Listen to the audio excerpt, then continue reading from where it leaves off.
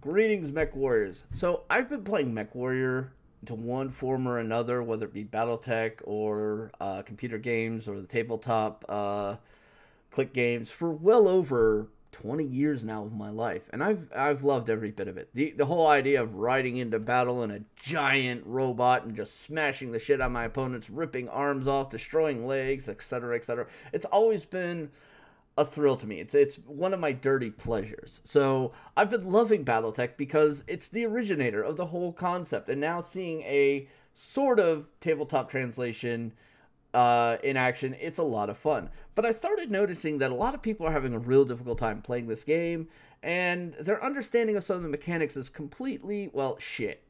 I'm not gonna lie, it's absolutely garbage. So the reason why I brought this up is this thread on the BattleTech forums really made me started understanding how little people actually understand the value of a weapon system.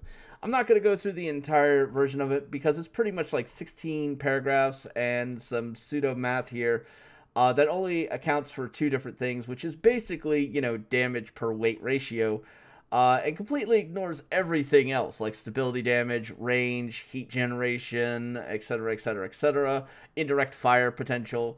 And I think it does a great injustice to the understanding of a combat value of a weapon system. But then I started thinking, it's like, well, is there really a value you can associate with weapon systems and combat values? And I mean, I really started thinking a little bit deep on this. As like, as I was looking at my atlas here, it's like, well, I could go based off the alpha strike potential if we're in that nice little golden zone there. I was like, yeah, but that's kind of shit. But that's normally how I've been viewing it. What's my alpha strike potential? But guys, you're gonna learn pretty quickly. You can't sustain multiple alpha strikes. I don't give a fuck who you are. You try to do multiple alpha strikes even with an awesome? No, that shit's not happening. The awesome basically gets two alpha strikes and basically sits for a turn and then can only use 2/3 of its weapon if it's on like Mars or lunar surface or desert. If it's on a water world, it can actually technically push 3-3-2-2, and then it's probably going to need a break to go back to 3-3-2-2.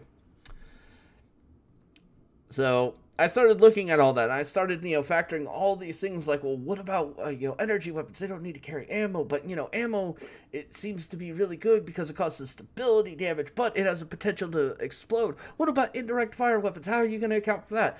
And I literally sat here for like 5 hours straight working out, like, how to do this, running through different possible formulas, different possible computation matrices, using like a slew of different spreadsheets to actually come up with a value system that kind of actually falls in line with what I've been observing in the game from the beginning. So I present to you the Shiv combat value system for understanding your weapons. So here we go. I'm going to make this just a little bit bigger for you folks, if it'll let me. There we go. All right, so this is a really simple data table. All right, now, yes, I know I didn't do machine guns. I didn't do flamers just because I'm not a huge fan of machine guns, and flamers can go fuck off. They're actually a weapon system that trying to quantify it in a combat value is kind of giving me a headache. That was like the biggest thing. That took up like 2 hours of my time before I finally realized, flamers can go fuck off. All right, so this is actually a really simple spreadsheet. We've got, the weapons here. We have their damage values. We've got the stability damage that they could cause. We've got the ammo and weight. And now here's where we're going to get to that first little issue that some people might have. You'll notice here that the lasers have a ammo weight of +3, while everything that uses ammo has a negative ammo. So why is that? Well, guys, it's pretty simple. The way I did these calculations, I wanted to make sure that energy weapons were represented with some sort of value based on the fact that they don't need ammo. Well, the best way I could do this was pretty much give it to them as a positive. So basically it counts on with their damage total. But when you get down here to your ballistic weapons and your missile weapons, they get a negative on that. So kind of makes sense, That way we could just do it nice, add, and so on. Now, we get over here to distance. This is another one people might argue about, and that's fine. You can argue with it, but this is how I see it. In general, if you look at weapon system distances, you'll realize that there's basically only 5 ranges in the game.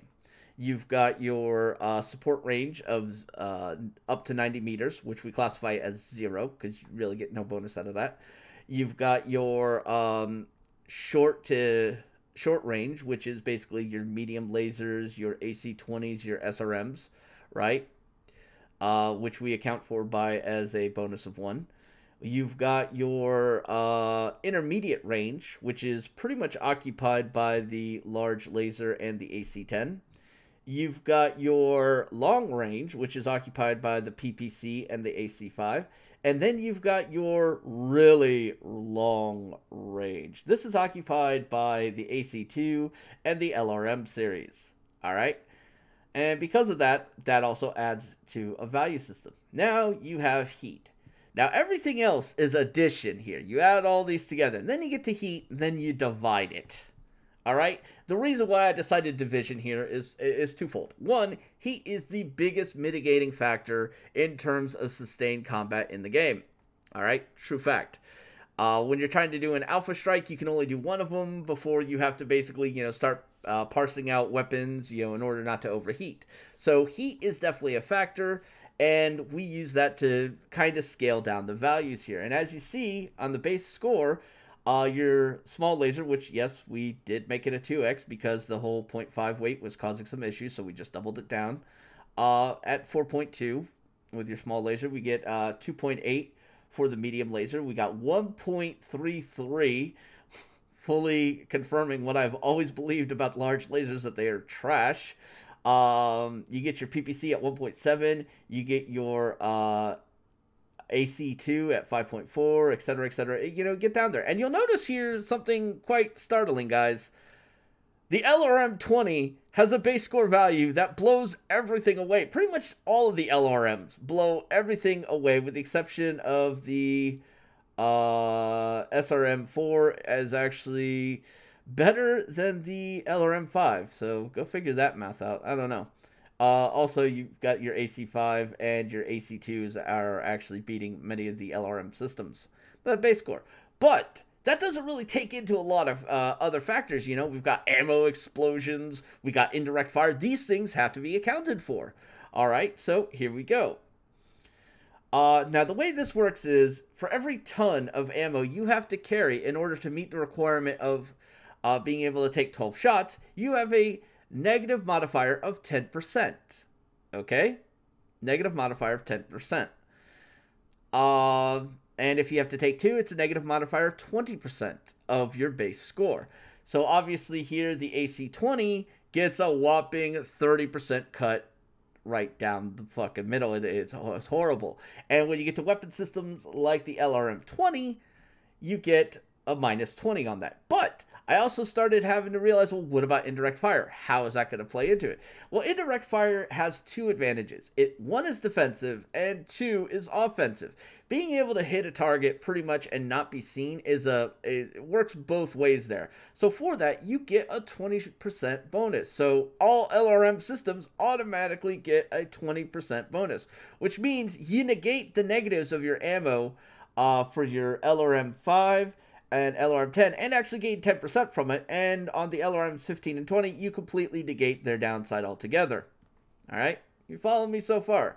Next, I came up to, well, what about sustained attack? Because this is something that's really important. It's one of the key reasons why almost every mech is heavy in energy weapons loadouts. Seriously, go look at a Grasshopper. That is 6 energy weapons and 6 support weapons, which in all honesty, you could load that thing out to be one hell of a surgeon with 6 small lasers, 6 medium lasers. A combination of all the heat sinks plus jump jets means you can move around the battlefield and use it to cut off people's legs quite nicely, and I do that quite efficiently for salvage operations. So we had to look at the heat sustainability. So what I did here was I did a base that there's 100 heat in the game before your mech shuts down. Now, obviously, you have mitigating factors such as your heat sinks that kind of throws that off. But if you were to fire one medium laser on a mech that has no heat sinks on it whatsoever, it will generate 1 pip on the thing. Thus, that equals out to 10 heat. And thus, the grand total is 100 heat. So, with that in mind, we started going through values, which means we could take 10 shots here before hitting the 100 heat, 10 shots here before taking the heat, 3.3 shots here, 2.5 here, 20 shots here. That's actually pretty damn good if you think about it. 10, 6.5, blah, blah, blah, blah, blah, as you know, so we get that there. So we add that to the values we got off of the whole ammo explosion and indirect modifications, and you get your final score, or the Shiv combat score. It's very simple here. So your S lasers are sitting at 14.2, pretty spectacular, pretty spectacular. The M laser, 12.8, again, still relatively close. Your large laser, 4.6333. And, oh, look at this. It's not even the crappiest anymore. It was the crappiest beforehand, but now it's actually not. The PPC at 4.2 is the crappiest, which a lot of people have said, okay, and they're right. The fact of the range and durability and the lack of ammo really don't make up for the fact that it's just a giant heat generator, and it really sucks. Not to mention the weight on it's pretty atrocious too. You get down to the ACs. Arguably, the AC2 has the highest combat value at 24.86. That range modifier and the amount of shots you could take before you actually hit the 100 heat threshold is actually pretty insane. So this is a really good weapon system. The AC5 also pretty good. AC10 extremely good.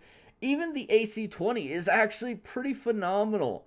Getting to SRMs, really high value. Pretty much all the SRMs, with the exception of 6, had extremely high values. 6 takes a dip because for 2 more rockets, the amount of heat and weight just really throws everything off. You got your LRM-5, arguably the second best value weapon system in the game. And then everything else basically has a diminished return. So, yeah, all honesty, this is a pretty solid way of viewing it. Now, is this a perfect way of evaluating the combat values of different weapon systems? Probably not. Is there a better way of doing this? Probably. Is it 4 o'clock, almost 5 o'clock in the morning, and my brain is kind of still mushy? Yeah, 100%. But it kind of gives you a perspective here. So when people are saying, oh, the AC2 is a horrible system, they need to change it, I beg to disagree here. Yeah, it may not have that core damage value, but it still makes up for it in many other degrees. So anyway, guys, that's going to be all for this video. We're going to be doing more videos in Battletech, talking about a lot of different things, from cool different custom combat builds to ways of getting great amounts of salvage and how you should be approaching the game. Anyway, till next time, it's Shiv saying stay safe, have fun, may our Jesus bless you. I'm out.